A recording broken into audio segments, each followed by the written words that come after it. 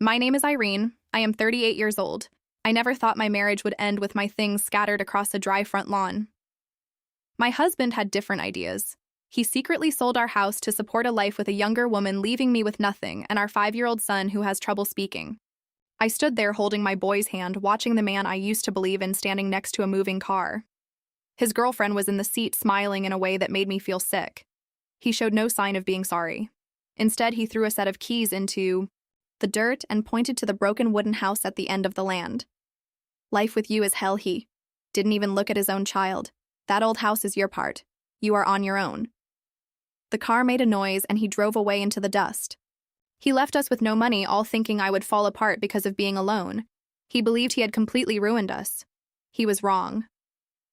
11 years later, when his perfect life collapsed completely and he lost everything, he came back to that place to ask for a place to stay. He wanted kindness. The first thing I did was make his life a nightmare, just like the one he once made for me. Welcome to my channel once again. If you believe in undeniable karma and want to witness how a mother protects her child while making a traitor pay the ultimate price, hit that subscribe button and stay with me until the very end of this story. A few days before that terrible morning, a thick stack of files on the dining table sealed the fate of my son and me. My husband, Gordon, slammed a heavy manila folder down on the kitchen counter late one Tuesday evening. He snorts aggressively, pulled out dozens of pages covered in dense legal text, and threw a black pen down next to them. He paced around the dining room, acting frantic and highly impatient. He claimed he had successfully negotiated a massive interest rate reduction on our current mortgage, but we needed to execute a formal refinance immediately. He pointed forcefully at the wall clock, raising his voice, insisting the bank representative needed the finalized paperwork faxed over before the business day officially ended. At that exact moment, my 5-year-old son, Miles, suffered a severe sensory meltdown. Dealing with intense speech delays made daily communication incredibly frustrating for him, and the loud, aggressive tension in the room pushed him completely over the edge. He screamed and thrashed wildly in my arms. I bounced him on my hip, desperately trying to calm his escalating crying. Gordon did not offer to hold his own child. He simply tapped the printed signature lines rapidly with his index, finger demanding I hurry up and sign. Exhausted, overwhelmed, and entirely distracted, I grabbed the pen. I flipped through the massive stack of paperwork, rapidly signing my name wherever Gordon pointed. I did not stop to read the complex legal fine print. I trusted the man I married. I had absolutely no idea that perfectly buried in the middle of those standard banking forms was a quitclaim deed. With a few quick strokes of a pen, I legally forfeited every single right to my own home. I handed the documents back silently, sealing our complete financial execution. The devastating truth crashed down on me just a few days later. Shortly after Gordon sped away from the property with his mistress, Bridget, a completely unfamiliar vehicle pulled into the driveway. A confused middle-aged couple stepped out of the car, followed closely by an armed county official. The unformed officer walked straight up to the front porch and handed me a formal sheriff's notice to vacate. I stared blindly at the legal paperwork in my shaking hands. The officer explained the brutal reality in cold, undeniable facts. The house no longer belonged to me. A formal real estate closing had occurred perfectly 48 hours ago. Gordon orchestrated a flawless, hostile legal scam. He utilized the fake refinance story to trick me into surrendering the property deed, quietly finalized the sale to these unsuspecting strangers, liquidated our entire shared equity, and vanished with Bridget. He absorbed hundreds of thousands of dollars in untraceable cash and left me holding a mandatory eviction notice. The new buyers stood on the concrete driveway clutching their own legally binding deed of sale. They were not ruthless corporate investors. They were just an ordinary family who bought a house on the open market. They watched the blood completely drain from my face. They looked down at Miles, who was clinging tightly to my leg and crying quietly. The wife stepped forward, her expression shifting from defensive confusion to absolute horror. She lowered her voice, visibly shaken by the brutal scene. "We really did not know you were scammed," she stated quietly. "He told the real estate agents you were already relocating out of state. We had absolutely no idea he left you behind. Legally, they possess the supreme authority to order the sheriff to forcibly remove me from the premises right then and there." Snorts. Instead, they offered a crucial sliver of human mercy. The husband pointed toward the decaying wooden shack sitting neglected at the far back edge of the yard. He explicitly explained they had zero immediate plans to clear that specific section of the property. They told me I could temporarily move into the shed to avoid sleeping on the dangerous city streets. I had $0 in my bank account. I had no support network in Arizona to call for an emergency rescue. I possessed absolutely no leverage to fight back. I swallowed my shattered pride entirely. I packed our few remaining clothes into black plastic garbage bags, took Miles by the hand, and walked away from the main house. I dragged our bags across the dead grass, pushed open the rotting wooden door of the shed, and stepped into the dark. The first winter inside that decaying shed marked the brutal beginning of an 11-year journey paved with sweat and tears in the Arizona Valley. Survival demanded absolute ruthlessness. The desert temperatures plummeted violently at night. I aggressively stuffed old newspapers into the cracked wooden walls to block the freezing wind. I wrapped Miles in multiple layers of cheap blankets using my own body heat to keep him alive. I refused to let my child freeze. I immediately secured 3 separate, manual labor jobs to fund our survival. I scrubbed greasy diner floors before sunrise, inhaling the foul stench of stale bleach. I cleaned empty commercial office buildings during the afternoon, hauling heavy trash bags down endless flights of stairs. I washed dishes in a cramped restaurant kitchen until midnight, submerging my bruised hands in scalding water. My knuckles bled constantly. My muscles burned and my spine fiercely ached. I hoarded every single dollar I earned. I did not spend a single penny on my own comfort. I funneled my entire limited income directly into expensive specialized speech therapy sessions. For my son, the intense labor eventually yielded a massive, undeniable victory. When Miles turned 6 years old, he finally broke his heavy silence. He looked directly into my eyes and spoke his very first clear word. However, his severe speech delay did not magically vanish overnight like a fictional movie. Reality proved far more complicated and demanding. He communicated with extreme caution. He spoke with a slow, highly deliberate pacing, pausing heavily between sentences. He snorts analyzed every single syllable before allowing it to escape. His mouth. I embraced his unique rhythm completely. We practiced his vocal exercises aggressively every single night under the dim light of the shed. We celebrated every broken sentence and every completed thought as a monumental triumph. While we fought violently for our survival, the man who caused our misery completely erased himself. Gordon vanished from the face of the earth. The mailbox remained completely empty year after year. He never mailed a single Christmas card. He never sent a generic birthday email. He never placed a single phone call to hear his own son speak. I aggressively checked my bank statements every single month, looking for any sign of legally mandated child support. The balance always showed an absolute zero. Gordon never deposited a single dime to feed the child he created. He snorts completely. Abandoned his legal and moral obligations. We officially ceased to exist in his reality. I weaponized his total absence. I used his extreme neglect as pure fuel to push myself infinitely harder. I categorically refused to scrub dirty floors for the rest of my life. I needed real financial power to protect my son. I aggressively utilized the meager remaining hours of my nights to rebuild my entire career. I enrolled in an intensive online accounting certification program. I sat on a broken plastic chair inside the freezing shed, studying complex financial regulations under a single flickering light bulb while Miles slept. I drank cheap instant coffee to violently force my exhausted eyes open. I aggressively memorized tax codes, corporate ledgers, and intricate payroll systems. I passed my rigorous certification exams with absolutely perfect scores. I immediately attacked the local job market. I applied to dozens of prestigious financial institutions across the valley. A local accounting firm finally reviewed my flawless test scores and offered me a junior bookkeeping position. I immediately quit my manual labor jobs and threw my entire existence into the corporate grind. I arrived at the office hours before the senior partners. I volunteered for the most complicated financial audits. I worked aggressively to eliminate severe calculation errors and streamline their entire billing processes.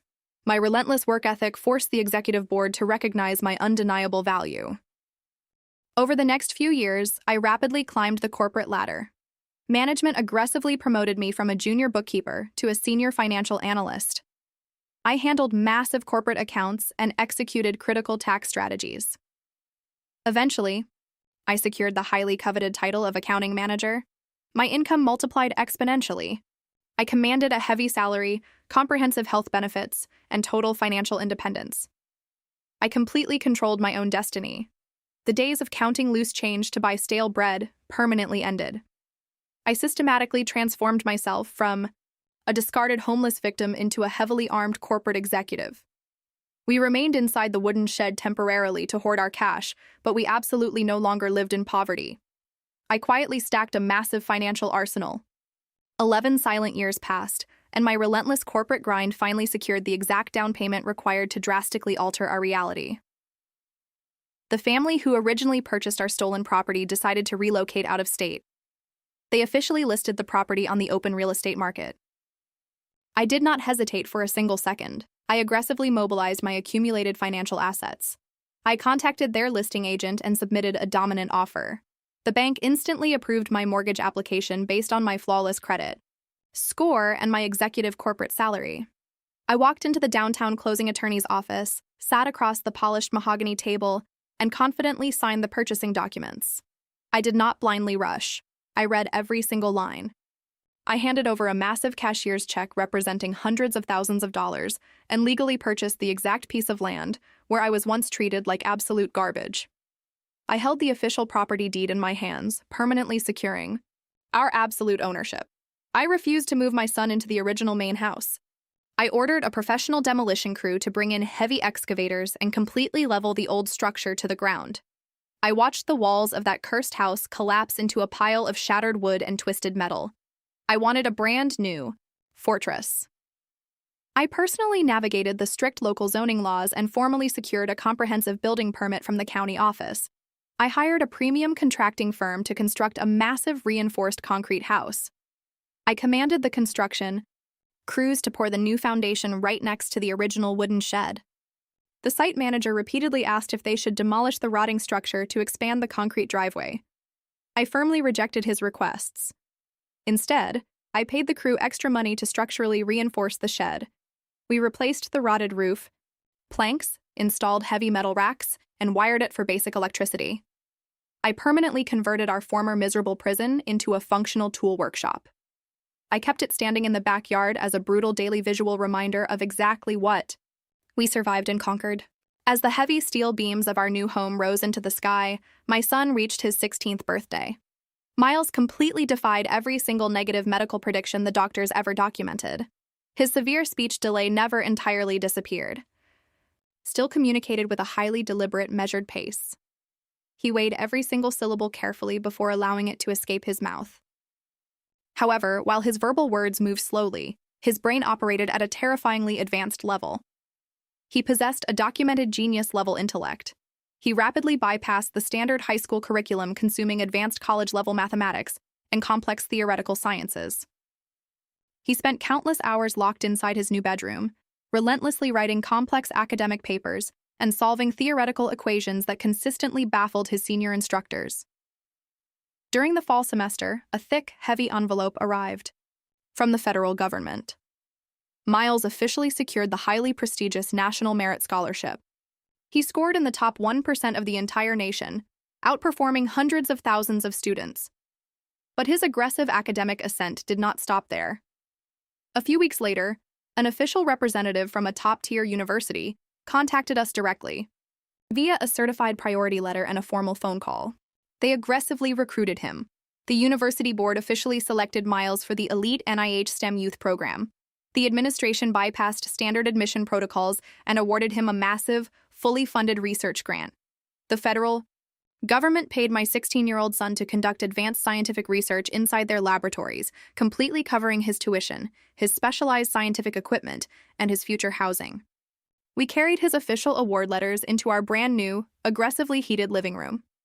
We stood together inside the massive house I built from absolute scratch. I walked across the polished hardwood floors and looked at the framed government certificates hanging prominently on our freshly painted walls. I looked out the reinforced glass windows at the old wooden workshop sitting quietly in the backyard. The extreme contrast between our past and our present hit me with undeniable force. We no longer shivered in the cold.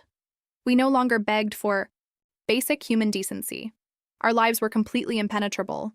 We commanded deep respect, total financial security, and undeniable pride. We completely conquered the Arizona Valley, and nobody could ever take our power away again. Late one October afternoon, a limping shadow dragged itself toward our front gate, shattering our peace. I stood on the front porch and watched the pathetic figure approach the concrete driveway. It was Gordon. He did not drive a pristine car. He did not wear a sharp suit. He dragged his right leg heavily, leaning his entire body weight onto a cheap wooden cane. His face looked severely aged, hollowed out by extreme stress and undeniable defeat.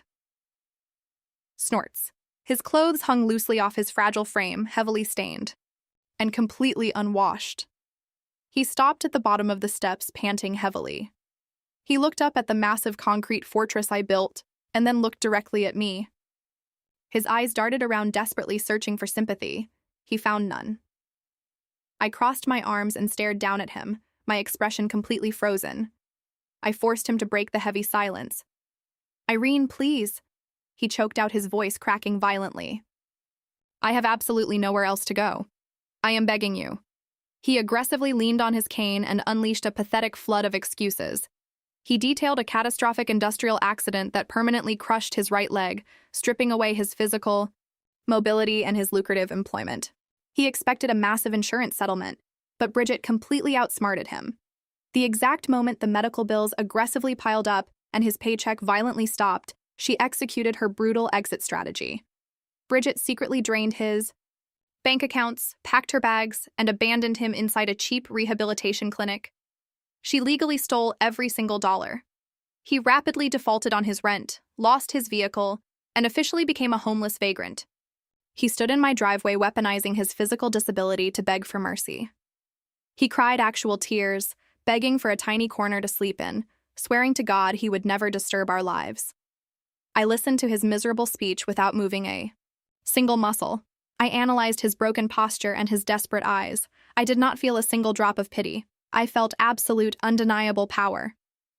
I slowly walked down the porch steps, closing the physical distance between us. I looked this broken man directly in the eyes. I mirrored the exact same cold, calculated energy he used against me. "You want a place to stay?" I asked, my voice slicing through the cold autumn air like a physical blade. Gordon nodded aggressively, fresh tears spilling down his hollow cheeks. He reached his trembling hand out, attempting to grasp my arm. I instantly stepped back, rejecting his touch completely. "Fine," I stated firmly, offering zero emotion. "But you will live exactly where you forced my son and me to live 11 years ago." I raised my hand and pointed directly past the massive concrete walls of my new house. I pointed straight toward the far edge of the property, at the old, heavily weathered wooden workshop, sitting in the cold shadows. Gordon turned his head and stared at the miserable wooden structure. Snorts. His eyes widened in absolute horror, as the crushing reality of my condition hit his brain. He recognized the brutal poetic justice instantly. He swallowed hard, his hands shaking violently against his cane. He opened his mouth to negotiate, but I instantly cut him off. However, I interrupted, raising a single finger to silence him completely. "I do not trust a single word escaping your mouth. You do not get to walk onto my property and make demands. You do not get to step foot inside that workshop right now." I pointed sharply at the hard, cold concrete steps leading up to my front door. "You will sit right there on the concrete," I commanded. "You will sit outside in the cold while I think about whether you actually deserve to breathe the air on my land. Do not knock on my door. Sit down and wait." Gordon looked at the hard concrete, entirely stripped of his human dignity. Snorts. He possessed zero leverage, no money, and absolutely no legal rights. He slowly lowered his broken body onto the freezing steps, gripping his cane in total defeat. I turned my back, walked inside my warm, heavily fortified house, and firmly locked the heavy front door right behind me.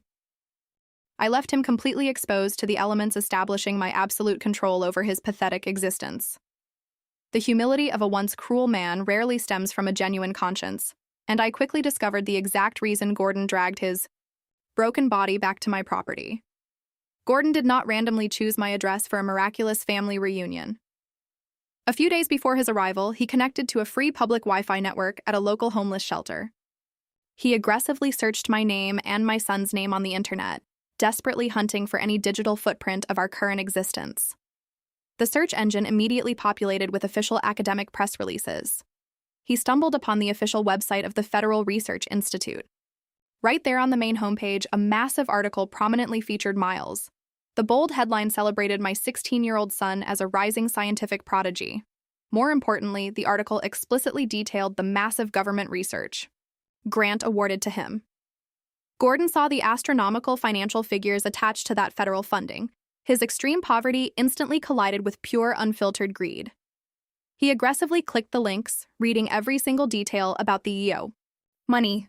He realized his discarded son now possessed a fortune, and he wanted a direct cut of that cash. The absolute proof of his disgusting scheme arrived later that exact same night. I could not sleep.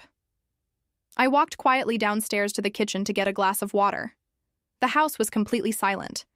As I stood near the front window, I heard a low, muffled voice echoing from the cold concrete porch outside. Gordon was awake. He huddled in the dark, pressing a cracked, stolen cell phone tightly against his ear. I stood perfectly still, pressing my ear against the reinforced glass. He was leaving a desperate voicemail for a local legal aid office. He did not sound like a grieving father. He sounded like a desperate criminal calculating a bank robbery. I listened as he explicitly asked about the specific legal procedures required to forcibly reinstate his paternal rights. He told the automated machine he needed immediate legal representation to seize financial control over a minor child. He specifically asked if the state of Arizona allowed an arranged biological father to establish a legal conservatorship over a minor's federal research funding. He continuously repeated his status as the biological father, stressing that no formal custody termination ever occurred because he simply moved away. He assumed the legal system would automatically grant him access to the government funds just because he shared half of his DNA with my son. He planned to legally declare himself the primary financial guardian of a minor under 18. He wanted to drain the federal grant money to fund his own pathetic survival. I did not confront him. I did not scream through the glass or unlock the door to physically attack him. I simply turned around and walked back upstairs, my mind operating with cold, lethal precision. I refused to let his desperate legal scam escalate any further. I needed to crush his scheme before it even officially started. As soon as the sun rose, I executed my counterattack. I left Gordon sitting outside on the concrete porch and drove directly to the bank. I requested certified hard copy transcripts of every single bank statement from the past 11 years. I systematically highlighted the complete absence of any child support deposits.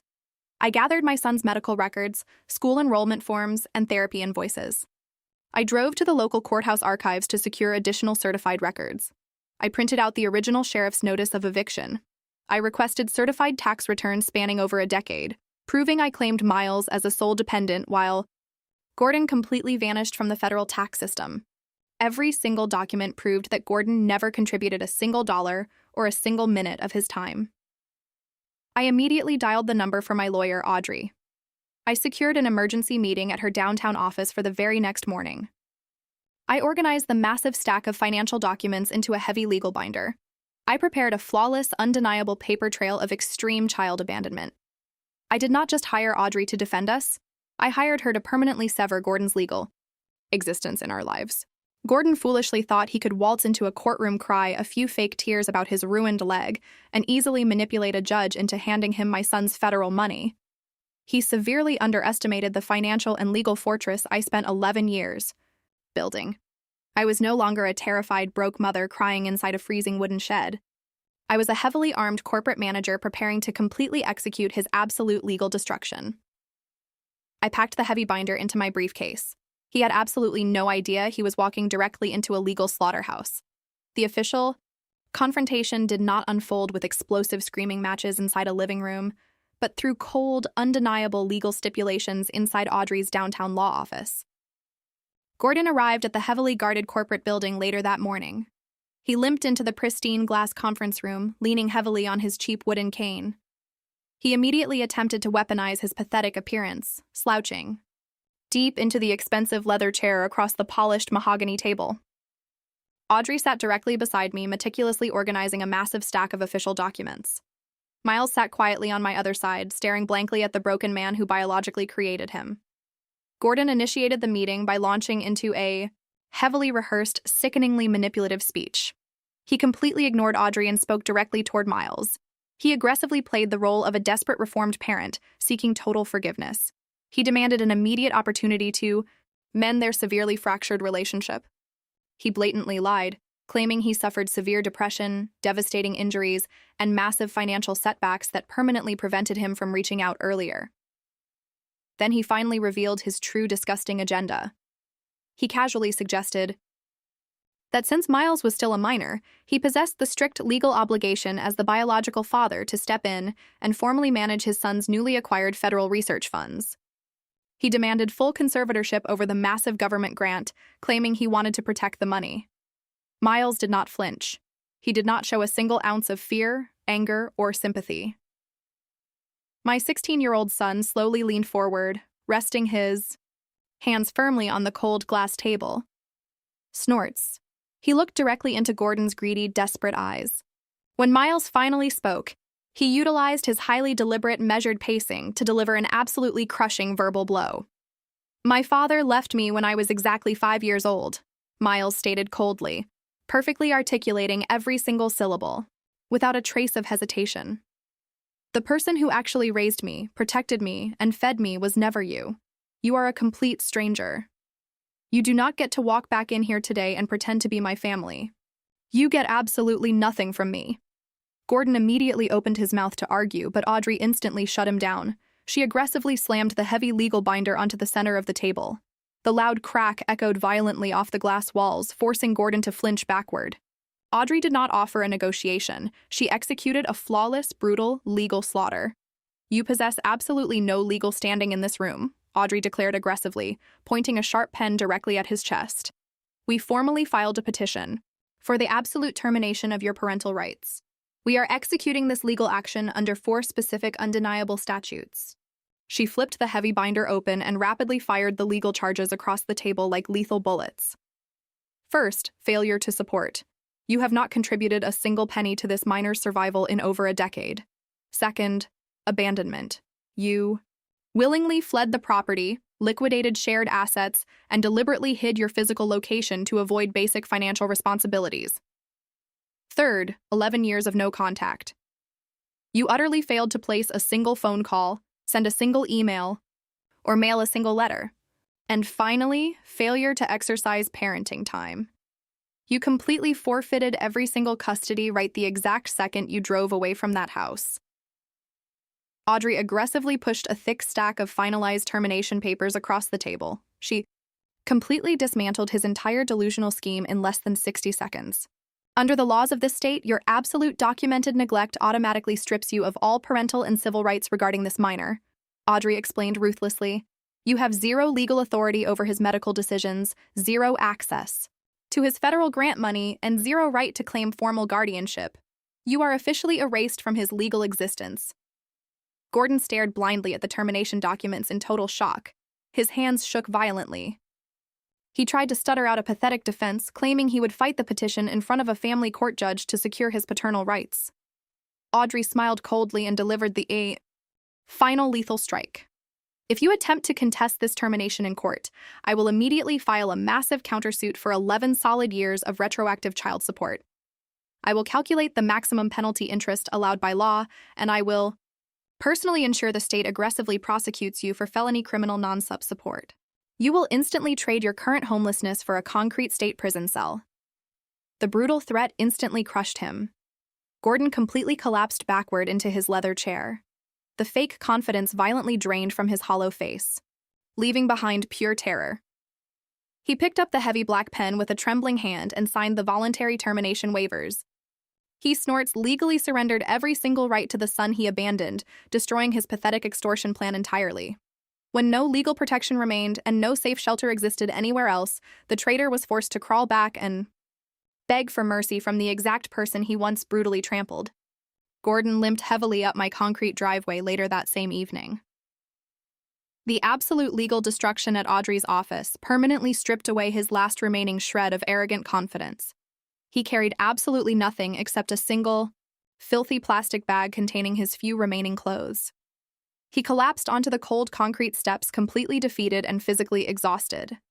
He possessed zero money for a cheap motel room and completely lacked any friends to call for an emergency rescue. He stared up at me with dead, hollow eyes, desperately pleading for a tiny corner of the property to sleep on. He cried violently, swearing he would sleep in the actual dirt if he had to. He surrendered his entire pride. I stared down at the broken man, begging at my feet. I did not scream at him. I did not hurl emotional insults. I simply turned around, walked back inside the warm house, and retrieved a specific legal document. I prepared earlier that week. I returned to the porch and dropped a single printed sheet of paper onto his lap along with a black pen. I pointed sharply to the bold letters printed at the top of the page. It was a formal occupancy agreement. I refused to let him establish any legal residency or claim squatters' rights on my land. I explicitly explained the strict, undeniable terms of the contract. The legal document clearly stated he possessed absolutely no tenant rights. I retain the absolute legal authority to evict him immediately at any given second without providing any prior eviction notice. Furthermore, I completely insulated myself against any federal forced labor or exploitation accusations. The legal document explicitly dictated a strictly voluntary exchange.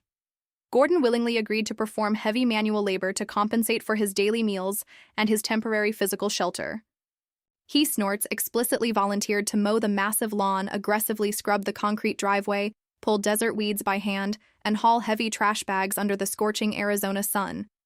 He legally traded his physical labor for basic human survival. Gordon read the strict, unforgiving conditions. His dirty hand shook violently, but he possessed zero alternatives. He clicked the pen and signed his own name, legally binding his entire existence to my absolute control. I picked up the signed contract. I pulled a rusty metal key from my pocket and tossed it onto the concrete directly at his feet. I pointed straight toward the old decaying wooden workshop sitting in the dark backyard. I commanded him to get off my front porch immediately and move into his new quarters. He slowly pushed his broken body off the ground, leaned heavily on his wooden cane, and dragged his crippled leg across the dead grass. He pushed open the rotting door of the shed and disappeared into the suffocating darkness. Winter eventually swept across the Arizona Valley, bringing freezing, brutal winds. Gordon huddled in the dark corner of that freezing wooden workshop. He wrapped himself in a cheap, thin blanket, violently shivering on a hard canvas cot. He stared through the cracked, dirty window pane. Directly across the yard, my massive concrete house radiated intense warmth and bright light. Through the reinforced glass, he watched Miles and me sitting comfortably by a massive stone fireplace, eating a hot, expensive meal, and laughing together. Gordon watched the exact family he brutally destroyed living an impenetrable, luxurious life. He realized the horrifying truth. He was permanently trapped outside in the freezing cold, performing grueling physical labor just to eat our leftovers. I did not kill him. I simply forced him to live inside the exact same hell he created for us 11 years ago. Actions always carry massive consequences, and absolute betrayal guarantees a devastating karmic debt. Thank you for listening to this story until the very end on Revenge Mode. Do you think Gordon received the exact punishment he deserved, or was this strict occupancy agreement too merciful for a traitor? Share your unfiltered thoughts in the comments section below. Hit the like button and subscribe for more stories of undeniable justice.